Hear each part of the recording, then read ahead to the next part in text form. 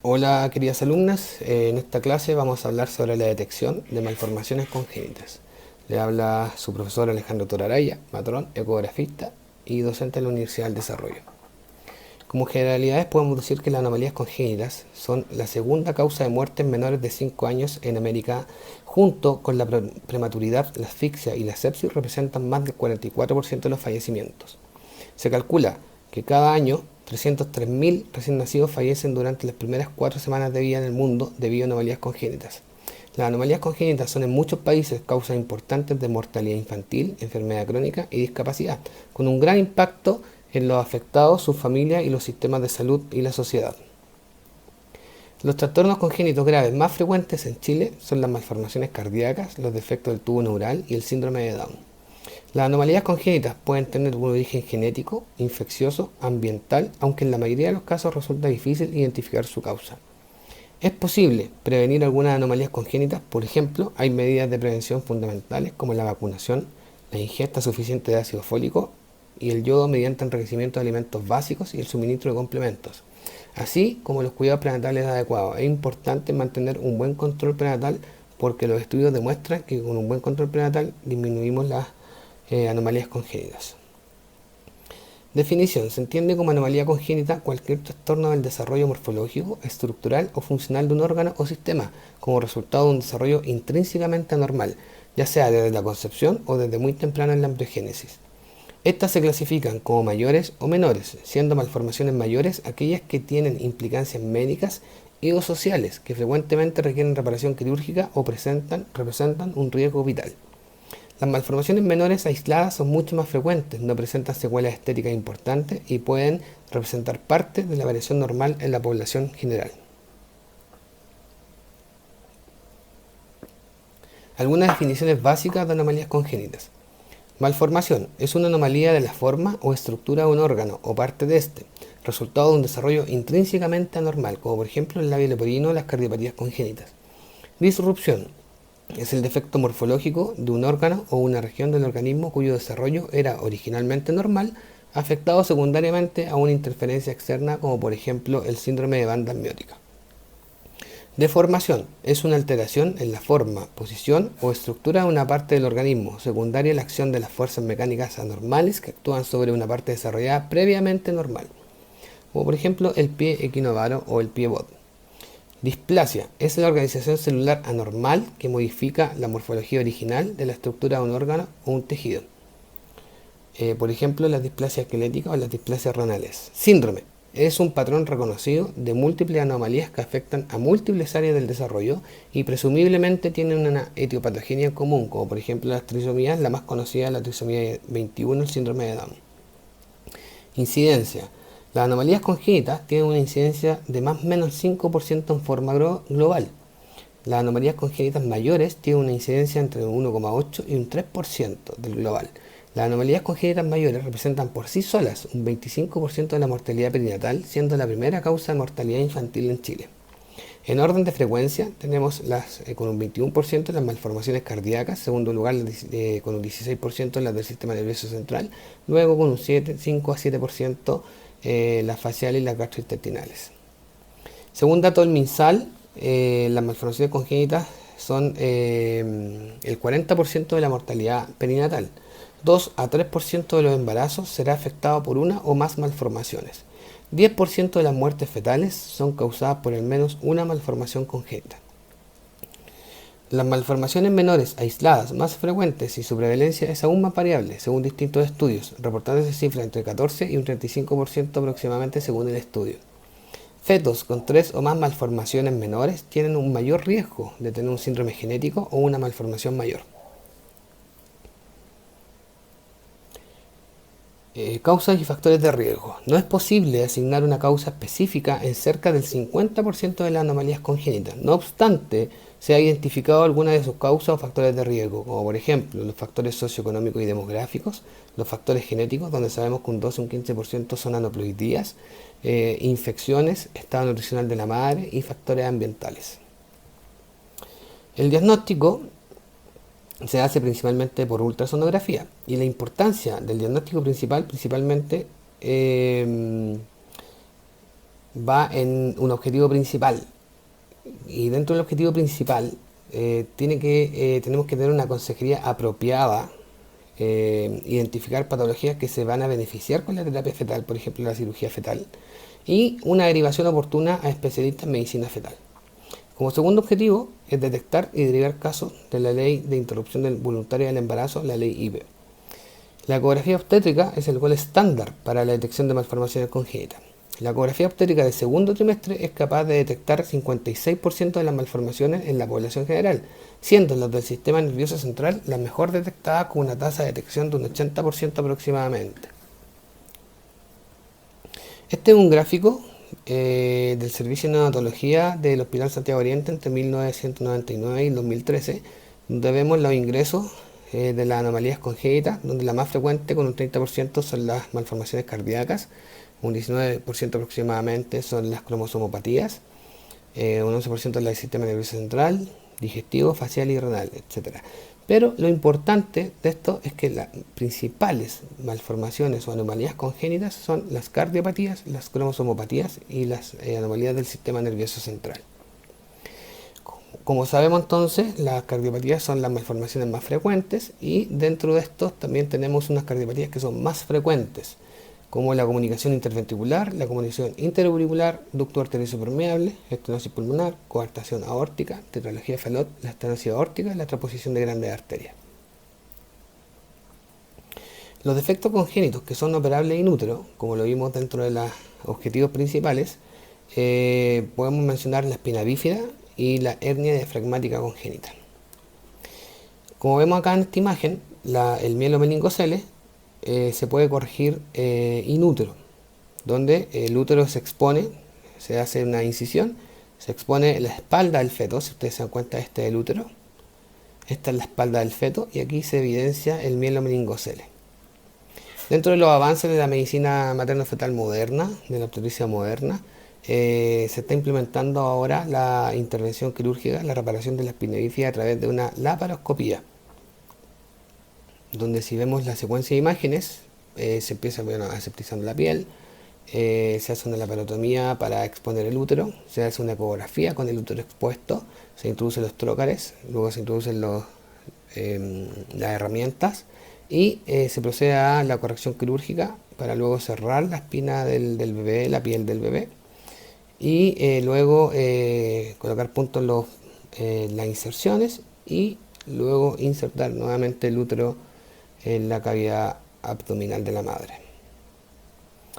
La hernia diafragmática congénita también es operable in útero y la operación que se está realizando es una introducción de un balón en la tráquea del bebé.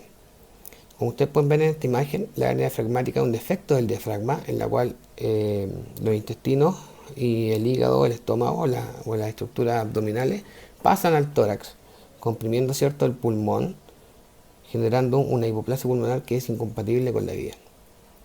La estrategia terapéutica actual se basa en la oclusión traqueal fetoscópica con un balón, que impide la salida de fluido traqueobronquial e induce un crecimiento acelerado pulmonar mediante estímulo directo mecánico y secreción de factores de crecimiento. El diagnóstico por ultrasonografía de la anomalía congénita lo podemos dividir en dos ecografías específicas. La primera es el screening 11-14 semanas, que es el primer acercamiento a las anomalías congénitas, donde nosotros debemos detectar las malformaciones letales para la ley IVE, detección de cromosomopatías, detección precoz de malformaciones y también, como en todos los screenings, la detección de preeclampsia y parto prematuro. En la ecografía de primer trimestre, de las 11 semanas a las 13+6, principalmente hacemos un cribado de aneuploidías. Las aneuploidías tienen una mayor asociación de los bebés por malformaciones, sobre todo mayores. ¿Qué evaluamos en este cribado? Como lo vimos en la clase del año pasado, evaluamos el hueso nasal, la translucencia nucal, el ductus venoso, el reflujo tricuspídeo y dentro de este corte, específicamente cuando se ve el hueso nasal y la translucencia nucal, también podemos evaluar la translucencia intracraniana, que no es parte del cribado de aneuploidías, pero sí se toma en el mismo corte ecográfico como lo vamos a ver más adelante. Detección de las trisomías más frecuentes, la 13, la 18 y la más frecuente de todas ellas es la trisomía 21, el síndrome de Down. ¿Cuál es la ventaja? La ventaja es que con todos los cortes que nosotros evaluamos, como el hueso nasal, translucencia nucal, ductus venosos, también ayudan a pesquisar cardiopatías y alteraciones del tubo neural. Junto con el cribado de embriología también hacemos un cribado anatómico, donde realizamos una detección precoz de malformaciones congénitas o una evaluación completa, sistemática y adecuada de la anatomía fetal. El cribado anatómico de las 11 a 14 semanas, nosotros acá tenemos un esquema, ¿cierto?, de un feto en anatomía patológica, donde vemos que un feto de más o menos 13 semanas ya tiene prácticamente todo formado, vemos el cerebelo, el tronco encefálico, el cerebro, vemos la lengua, el paladar, el corazón, el hígado, los intestinos, el cordón, etcétera, la columna vertebral. Entonces, con solo evaluar, como lo hablábamos, los marcadores de la enucleoidía, también evaluamos posibles cardiopatías y alteraciones del tubo neural. Por ejemplo, el corte del perfil fetal. Este es un corte de perfil fetal. Recordar que todas las imágenes que están en esta clase son imágenes propias de nosotros, de nuestro centro. Entonces, en este corte de perfil fetal nosotros podemos evaluar los principales marcadores de la enucleoidía, como el hueso nasal y la translucencia nucal, y junto a ellos nosotros vemos estas líneas oscuras que son anecogénicas, donde evaluamos aquí la cisterna magna, el cuarto ventrículo o la translucencia intracraniana y el mesencéfalo. Entonces, en este mismo corte nosotros podemos evaluar el cuarto ventrículo. Cuando este cuarto ventrículo tiene una alteración, tiene alta asociación con espina bífida. Este es un esquema, para que pongan atención, un esquema del perfil fetal normal, donde vemos, ¿cierto?, el tronco cerebral, acá el cuarto ventrículo, que es la translucencia intracraniana, ¿ya? Y la cisterna magna. Estas tres líneas anecogénicas siempre se deben ver en el perfil fetal y representan normalidad. Y este es un feto que tiene una espina bífida, donde vemos que el cuarto ventrículo y la cisterna magna no se visualizan porque están colapsadas por el tronco cerebral. Esta imagen típica de espina bífida se puede evaluar también en el perfil fetal en el cribado de enucleoideas. Dentro del cribado también de aneuploidías podemos evaluar el ductus venoso y el doble tricuspidio, que tienen alta asociación. Recordemos que un 50-60% de los bebés con trisomías presentan alteraciones en estos parámetros. Lo importante de esto es que entre el 50 y el 70% de las cardiopatías presentan alteraciones en estos parámetros. Eso quiere decir que cuando nosotros evaluamos estos parámetros, no solamente evaluamos el cribado de aneuploidías, sino que también asociamos estos parámetros alterados con cardiopatías y requiere una ecografía mucho más específica cuando uno de estos parámetros está alterado del corazón fetal, como la ecocardiografía fetal. Lo principal, la detección de anomalías congénitas en el estudio de primer trimestre se clasifica en tres grupos. 1. Las anomalías siempre detectables. 2. Las anomalías potencialmente detectables. Y 3. Las anomalías que no pueden ser detectadas por el curso fisiológico, digamos, de alguna anomalía que son evolutivas mediante avance en la gestación. Las anomalías del tercer grupo podrían pasar a segundo grupo si se realiza un examen ultrasonográfico sistemático y adecuado. Este es un esquema, un cuadro, donde nosotros podemos ver, ¿cierto?, según el área anatómica, las estructuras que debemos evaluar siempre y las anomalías potencialmente diagnosticables. La sacamos de un libro que se llama Ultrasonografía obstetricia y diagnóstico prenatal del Dr. Waldo Sepúlveda, chileno, y el Dr. Cafisi, de Argentina. Lo pueden revisar después con detención. Entonces, cada área anatómica que debemos evaluar, las estructuras que siempre se deben evaluar y las anomalías potencialmente diagnosticables en esta semana de gestación. Un cribado anatómico debe ser adecuado y sistemático. Cuando hablamos de un cribado anatómico adecuado y sistemático? Cuando nosotros evaluamos al bebé, ¿cierto?, de la cabeza hasta los pies. Entonces acá tenemos una foto de un esquema que también sacado del libro Ultrasonografía obstetricia y diagnóstico prenatal, donde nosotros podemos ver que cada parámetro, todo lo que nosotros debemos evaluar normalmente. Este es un cuadro sacado de la guía clínica de la ISUOC, que nos da recomendaciones internacionales del cribado básico anatómico del primer trimestre. Bueno, el cribado anatómico del primer trimestre, entonces, debemos empezar con la cabeza, cráneo, cara y cuello, donde aquí es lo que debemos evaluar principalmente es la osificación de la calota fetal en un plano axial y coronal, los ventrículos laterales grandes ocupados por los plexos coroideos, los hemisferios simétricos con el signo de la mariposa, descrito por el Dr. Wallace Sepúlveda, chileno. Y evaluamos las órbitas con los cristalinos, el perfil fetal, evaluar la mandíbula, el hueso nasal, tronco cerebral y el cuarto ventrículo, que ya lo habíamos conversado en las diapositivas anteriores. También evaluamos la cara y los labios. Acá tenemos unas imágenes, por ejemplo, de las órbitas, donde evaluamos que las órbitas tienen la misma distancia entre ellas y la separación entre cada órbita es la misma distancia de una órbita. Eso es normalidad. Acá tenemos unos videos donde evaluamos el signo de la mariposa, la calota fetal, la osificación y también logramos ver el perfil fetal, donde nos permite ver el hueso nasal, la translucencia nucal, y fíjense que también se ve, como lo habíamos conversado, para la detección de anomalía del sistema nervioso central, como la espina bífida, la evaluación del cuarto ventrículo, la translucencia intracraniana. En este video también podemos evaluar el signo de la mariposa, la calota, evaluamos la osificación, las estructuras cerebrales, por ejemplo ahí tenemos el tercer ventrículo, y corriendo el video también vamos a ver que ya se está formando el cerebelo. Entonces principalmente esa es la evaluación de la cara, cráneo, cara y cuello fetal.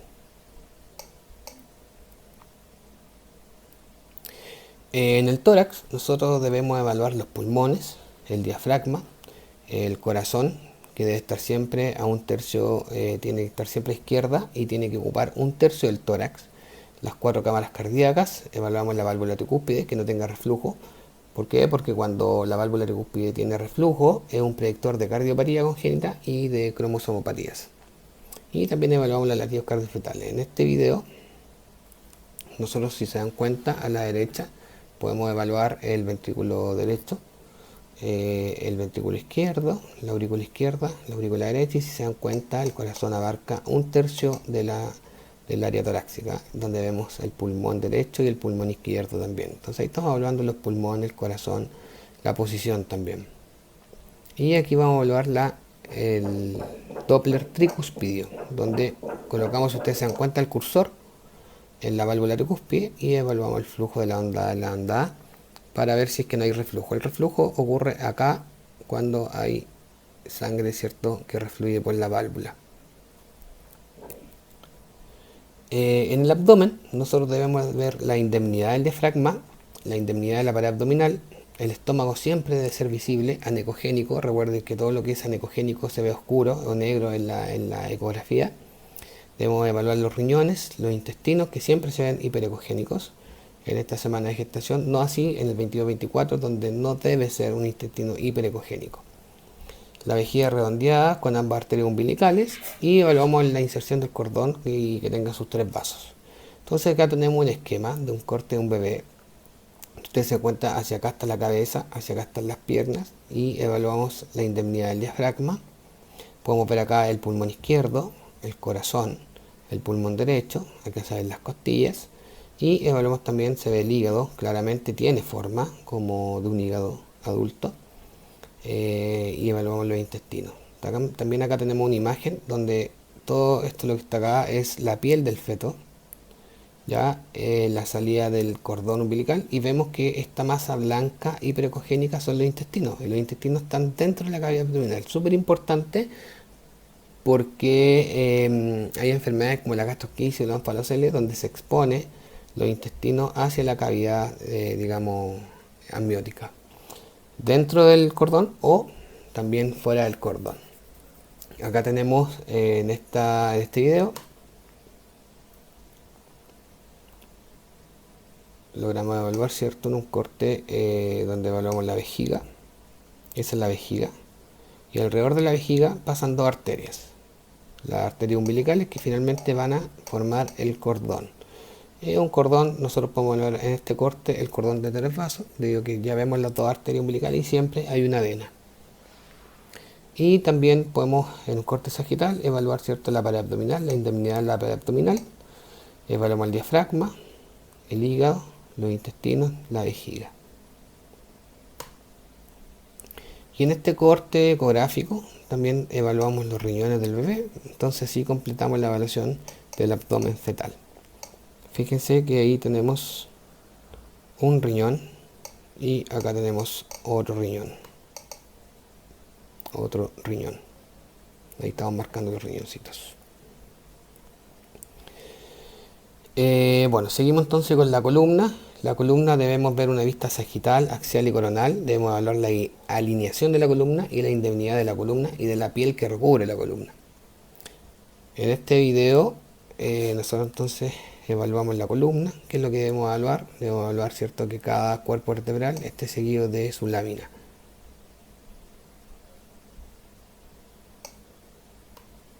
Y en esta fotografía nosotros podemos ver que cada cuerpo vertebral está precedido de su lámina, ¿ya?, que refleja la indemnidad de la columna. La columna debemos verla en cortes sagitales y aquí vemos la columna a nivel, digamos, lumbar y la columna cervical. Este es un corte coronal donde evaluamos el cuerpo vertebral, evaluamos la médula espinal, ¿cierto? Y esto es un corte axial donde vemos la curvatura que sea normal. Las extremidades, nosotros debemos evaluar que estén las 4 extremidades presentes. Siempre hay que evaluar que estén las 4 extremidades presentes. Evaluamos los dedos y la orientación normal, ¿cierto?, de las manos y los brazos. Y en esta imagen, de, si se dan cuenta, 13 más 5 semanas, ya podemos identificar claramente los dedos del feto. Y contamos los 5 dedos. Ahí nos está saludando ese bebito. Y acá tenemos también un video donde podemos evaluar, si ustedes se dan cuenta, en la secuencia. Primero sacamos una fotografía a una extremidad inferior, luego a la otra, donde vemos que hay una buena relación, ¿cierto? Una buena orientación y relación. Evaluamos un brazo con su mano, ¿cierto? Y el otro brazo.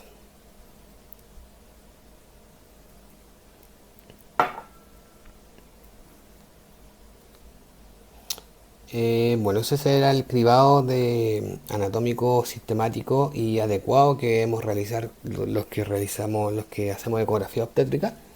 Y también mencionarles, chicas, que uno de los objetivos secundarios, ¿cierto?, del diagnóstico prenatal es la detección de malformaciones letales, que van a formar la causal número 2 de la ley 21.030 de interrupción voluntaria del embarazo.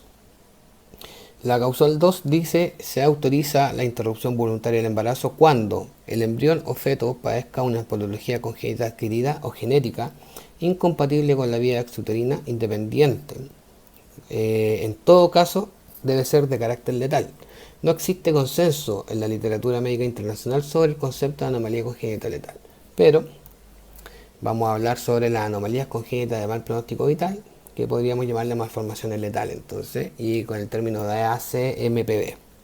La definición de esta sigla es todo defecto estructural o funcional que compromete seriamente uno o más órganos vitales imprescindibles para la vida extrauterina, que no son reemplazables o recuperables con las herramientas médicas o quirúrgicas actualmente disponibles y que determina invariablemente la muerte durante el periodo fetal o tras el nacimiento, o que previsiblemente se asocia con un tiempo de supervivencia breve. Aunque en condiciones muy excepcionales, la supervivencia puede ser mayor, pero inevitablemente con una muy mala calidad de vida. Este es un reporte del MinSal sobre las malformaciones letales que se ven cada año, y las principales, ¿cierto?, las que más frecuentes se ven son la anencefalia, como deben saber es el feto que no tiene cerebro ni cráneo, la oroprosencefalia, la atresia laringea, pentalogía de Cantorell, secuencia de tallo corporal, agenesia renal, etc. Pueden revisar la tabla con más detención después. En cuanto a la ley IBE, el rol de la matronería, principalmente sobre todo los que realizamos ecografías obstétricas, debemos ser siempre un buen derivador.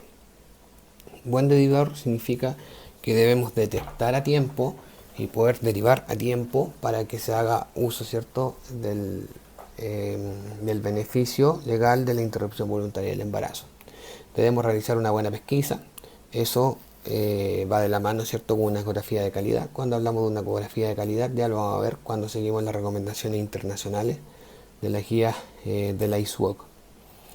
Siempre debemos tener un estudio continuo, me refiero a la actualización que como profesionales debemos tener, siempre estar actualizados, conocer muy bien las patologías que incluyen la CMPB. Dentro del rol de hematología, el primer asesoramiento cuando nosotros detectamos una malformación letal. ¿En qué se basa este asesoramiento? En que de dónde la vamos a derivar, dónde tiene que ir, etcétera. Nunca dar pronóstico, no dar pronóstico ni confirmación, debido a que la confirmación de estos casos debe ser por dos especialistas. Y lo más importante también es contención y derivar donde a psicóloga y a nivel secundario donde debería ser un protocolo. Entonces seguimos con el diagnóstico por ultrasonografía de anomalías congénitas y ahora toca hablar un poco de la ecografía de las 20 a 24 semanas, que como ya lo hablamos, la ecografía de segundo trimestre es el gol estándar que detecta la gran mayoría, ¿cierto?, de las anomalías congénitas. Debemos hacer un screening morfológico, súper importante el screening cardíaco. ¿Por qué el screening cardíaco? Porque ya lo conversamos también, las cardiopatías congénitas son las malformaciones más frecuentes en los fetos. Y también evaluamos los marcadores de cromosomopatías. El screening de 20 a 24 semanas es el principal método de pesquisa de las anomalías congénitas. Estudios revelan que se logra diagnosticar aproximadamente entre un 50 y un 70% de las anomalías congénitas. La importancia y la clave está en detectar el mayor porcentaje de las malformaciones más frecuentes. ¿Y cuáles son las malformaciones más frecuentes? Cardiopatías, cromosomopatías y alteraciones del sistema nervioso central, por ejemplo el tubo neural. Debemos realizar una búsqueda activa. ¿A qué me refiero a activa? Que siempre debemos buscar los marcadores de anuplidad. ¿Por qué? Porque son principalmente, porque las malformaciones, los marcadores de anuplidad son malformaciones principalmente menores, ¿ya? Como por ejemplo el hueso nasal, la relucencia nucal aumentada en el segundo trimestre, que es el pliegue nucal, la ventriculomegalia en el cerebro, la pielectasia renal bilateral en 2 riñones. Todo eso son anomalías menores, pero que son marcadores de anuplidad. Siempre debemos buscarlo. Eso se refiere a una búsqueda activa. En el screening de 20 a 24 semanas, bueno, debemos hacer un examen también sistemático y adecuado. Estos son los requisitos mínimos recomendados para el estudio anatómico básico fetal del segundo trimestre. Básico, toda embarazada debe tener acceso a este cribado básico. Y aquí, bueno, en esta tabla están todos los parámetros anatómicos que debemos evaluar. En la cabeza vemos que el cráneo está intacto, evaluamos el count del septo pelúcido, los falx de la línea media, los tálamos, los ventrículos cerebrales, cerebelos, cisterna magna. Debemos evaluar las órbitas, como también lo vemos en el primer trimestre, el perfil medio facial, la boca que siempre esté presente, el labio superior intacto, el paladar. Y así sucesivamente. Esta tabla también la pueden leer con más detención y vamos a ir a algunas fotografías que también, como les menciono y les mencioné anteriormente, son fotografías que nosotros mismos hemos tomado en nuestro centro. Y estas son fotografías típicas de un estudio anatómico entre las 20 y las 24 semanas.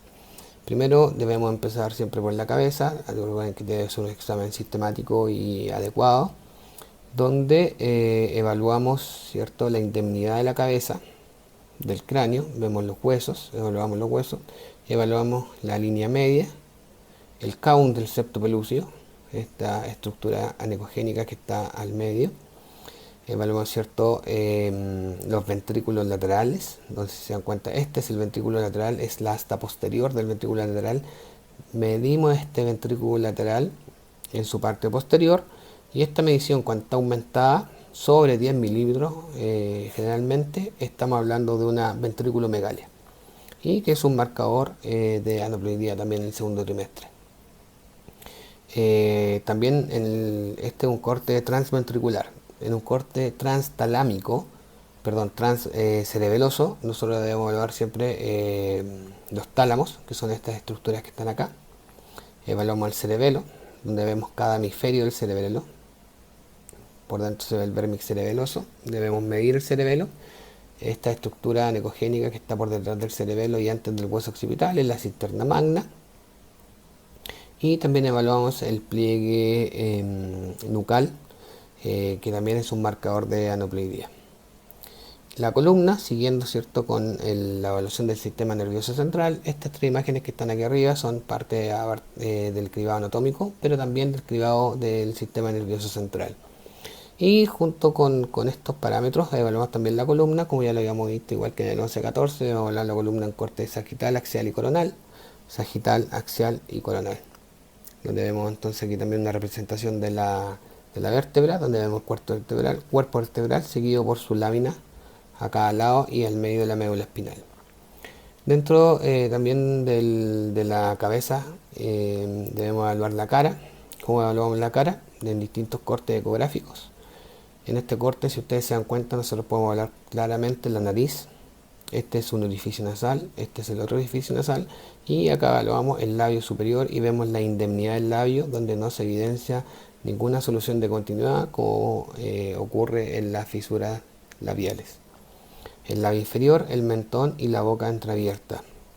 Y dentro de esto, un poquito en un corte mucho más profundo, podemos evaluar el paladar. Si ustedes se dan cuenta, ese es el paladar, que es el paladar primario, el paladar duro. En un corte del perfil fetal, bueno, debemos evaluar la osificación también de la cabeza, que no haya ninguna solución de continuidad en el cráneo. Evaluamos muchas veces el cuerpo calloso, que es una estructura que está en este sector. El hueso nasal lo medimos, recordemos que el hueso nasal y el espesor prenasal son marcadores de una aneuploidía. Evaluamos el maxilar superior, la boca y el mentón, en el caso que en estos casos hay alguna alteración del mentón, como por ejemplo la micrognatia. Y siempre es bueno corroborar y complementar con una ecografía 3D, 4D, en este caso es una representación de la ecografía HDLI, que es el 5D, donde evaluamos la normalidad, ¿cierto?, de la cara fetal. Seguimos entonces, aparte de eso también evaluamos el cuello, que no puso una imagen, pero sí se debe evaluar el cuello fetal en la búsqueda de masas, la búsqueda de higroma quístico o algún quiste linfático que pudiera estar alojado en el cuello. Llegamos al tórax. En el tórax debemos hacer el corte siempre de 4 cámaras cardíacas, donde evaluamos el corazón, sus 4 cámaras. Vemos que esté situado a la izquierda, que abarque 1/3 del tórax. Evaluamos también los pulmones, que no haya derrame pleural, que los pulmones no tengan masa, no tengan ninguna estructura extraña.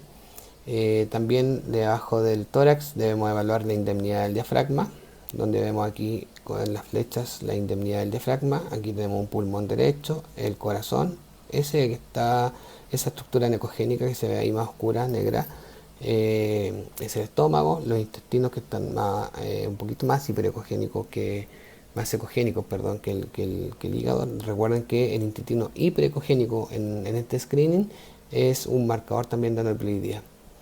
Evaluamos el abdomen. Este corte del abdomen nos sirve para nosotros medir, ¿cierto?, la circunferencia abdominal, que nos va a permitir calcular el peso junto con la medida del fémur. Y en este corte debemos evaluar la indemnidad de la pared abdominal. Debemos evaluar que esté el estómago, la arteria aorta, la glándula suprarrenal, que se vea el hígado y se vea 1/3 de la porción de la vena umbilical.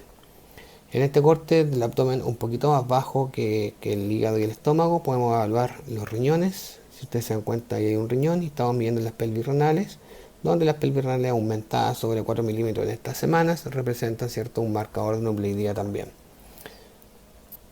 Y mucho más bajo en el abdomen evaluamos la vejiga, y recuerden que alrededor de la vejiga pasan las arterias umbilicales, y estas arterias umbilicales van a formar, como ustedes se dan cuenta ahí, el cordón umbilical. Recuerden que el cordón tiene una vena y 2 arterias. Entonces, con las 2 arterias ya sabemos que tenemos un cordón de 3 vasos. Y el sexo fetal, donde debemos evaluar si es hombre o mujer y si es que hay alguna alteración en el sexo. Donde vemos acá claramente que esto es una pierna hacia allá, esto es otra pierna. Entre medio vemos, ¿cierto?, la bolsa escrotal sin testículos, porque los testículos descienden aproximadamente el 3er trimestre. Y bueno, ahí se ve claramente el pene. Las cardiopatías congénitas, dentro del examen de las 20-24 semanas, cobra una real importancia debido a que siempre debemos hacer en el examen de las 20 a las 24 semanas un screening cardíaco. ¿A qué se refiere a un screening cardíaco? Es aparte de realizar la evaluación anatómica completa, también debemos hacer una evaluación exhaustiva del corazón fetal. ¿A quién debemos incluir en el estudio del corazón fetal en el screening de 20-24 semanas? A toda mujer embarazada. Todas. ¿Por qué? Fíjense en esto, que el 80 al 90% de cardiopatías congénitas se presentan sin factores de riesgo identificables. ¿Qué quiere decir eso? Papá sano, mamá sana, bebé con cardiopatía. O sea, ninguno de los dos padres tenía antecedentes de riesgo, no tenían cardiopatía y el bebé es portador de una cardiopatía. Eso es lo importante porque sin factores de riesgo hay un 80-90% de cardiopatías que si no se hace un examen exhaustivo se podrían pasar, digamos, no ser detectadas. Son las malformaciones, las cardiopatías son las malformaciones más frecuentes, como ya lo hemos visto varias veces en esta clase. Son las malformaciones más frecuentes, pero fíjense que son las menos diagnosticadas dentro de la ecografía obstétrica. A nivel mundial solamente hay un 45% aproximadamente de pesquisa de malformaciones cardíacas. Las cardiopatías congénitas en gran número requieren manejo de UCI neonatal al nacer. 50% de las cardiopatías son letales o requieren una cirugía correctiva. Las cardiopatías son responsables del 20% de las muertes perinatales por malformaciones congénitas y más del 50% de muertes en la infancia por malformaciones congénitas. El impacto de la detección de las cardiopatías congénitas va dado, ¿cierto?, por los cortes ecográficos. El primer corte descrito hace muchos años atrás es el corte de 4 cámaras. Antes existía un solo corte, se evaluaba el corazón en 4 cámaras, como lo vimos en las imágenes anteriores del tórax fetal. Hablamos que cumpla, que abarque un tercio del tórax. Y solamente con esa imagen, nosotros podíamos detectar el tabique interventricular, las válvulas, la aurícula y se pueden detectar aproximadamente un 50% de las cardiopatías mayores. ¿Ya? Las mayores son las que requieren cirugía o generan riesgo vital. Y con el corte de 4 cámaras también se detecta el 50% de las cardiopatías mayores y menos del 50% se detectan las otras cardiopatías menores, digamos. Pero avanzando los años y los estudios, ¿cierto? Un investigador y un especialista de apellido Jagel introdujo los 5 cortes de Jagel. ¿Cuál es la ventaja de los 5 cortes de Jagel? La diferencia de 4 cámaras es que con los 5 cortes de Jagel significa evaluando 5 partes del corazón distintas, nosotros somos capaces, y los que hacen ecografía son capaces de detectar hasta el 90%, incluso más del 90% de las cardiopatías. O sea, de un 50% pasamos a un 90%, y no solo de cardiopatías mayores, sino que un 90% de todas las cardiopatías. ¿Cuáles son estos planos? El primer plano, el plano abdominal, que ya lo vamos a ir viendo cada uno. Segundo plano, primer plano, plano abdominal alto.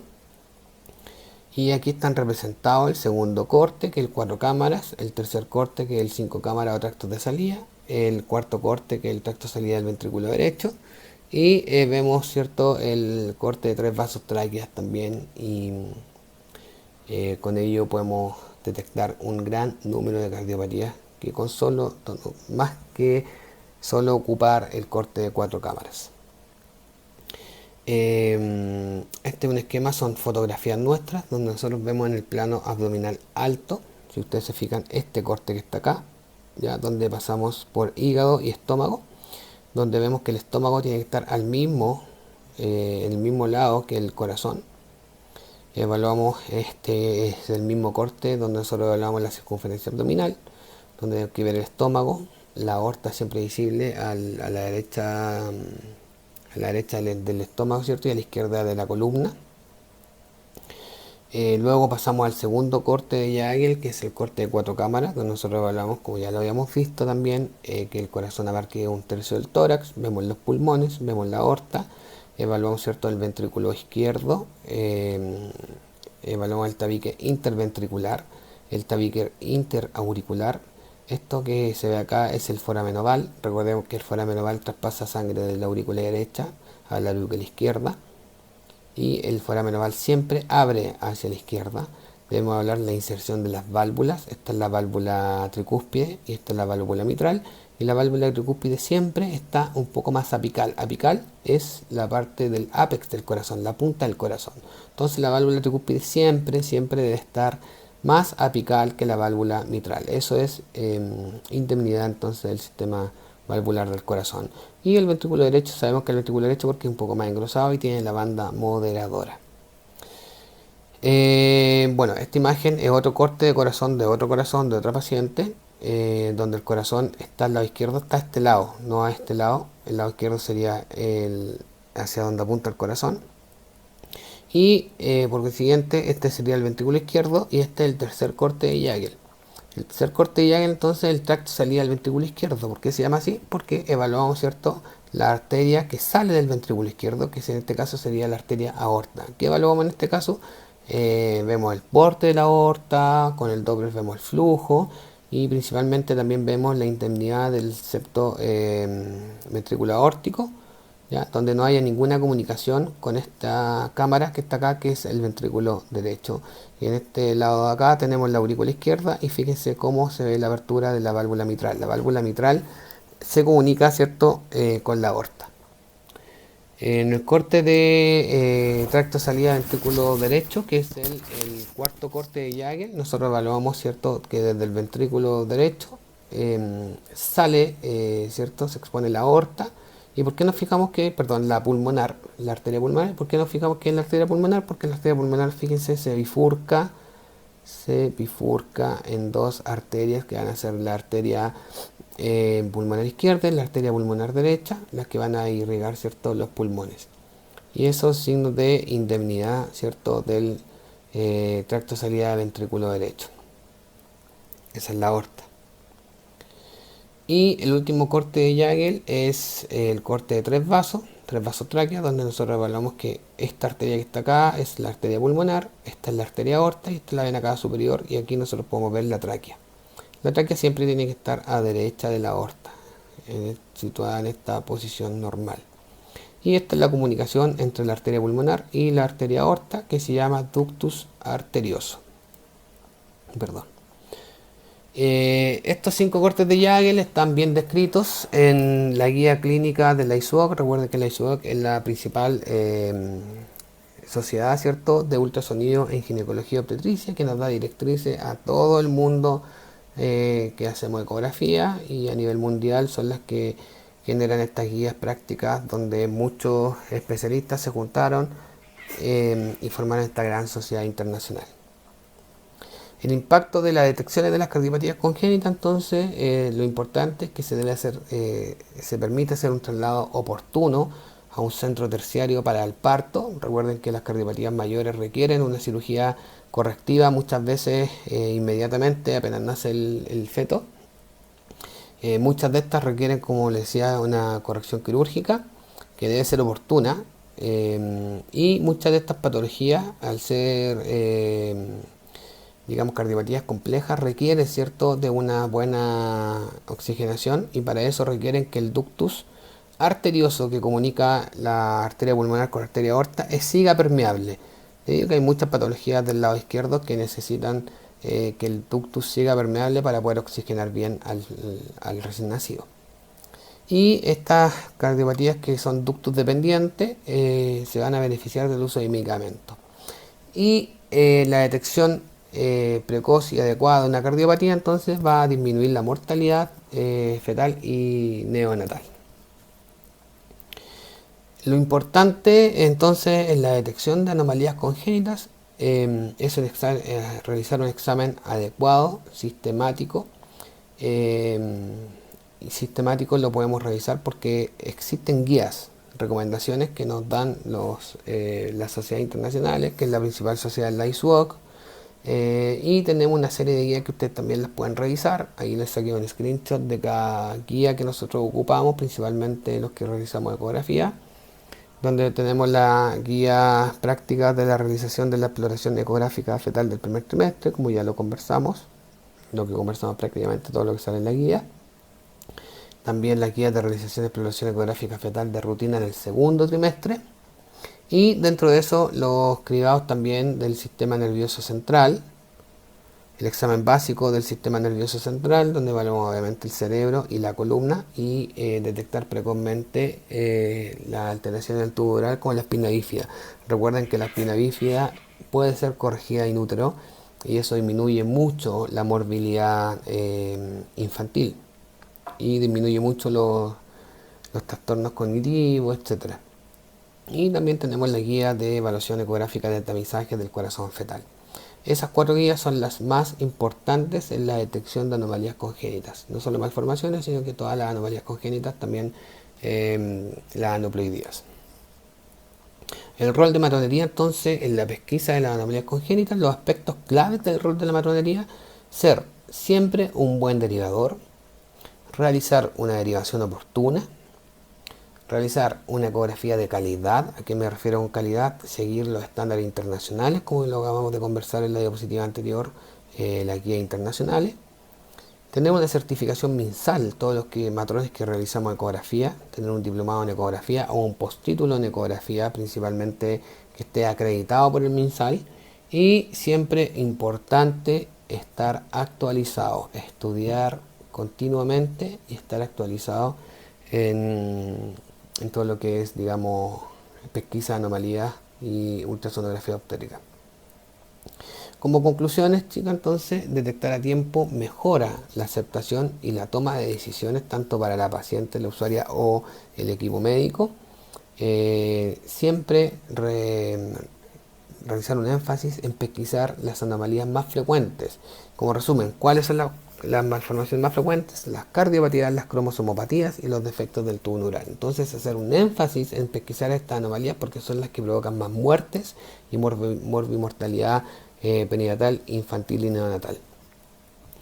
Y es de gran impacto en la morbimortalidad fetal, neonatal e infantil, como lo acabamos de mencionar. Y siempre vuelvo a repetir, y lo voy a repetir 1000 veces, la capacitación continua. Esa era la clase de detección de anomalías congénitas. Espero que les haya gustado, que les haya quedado claro.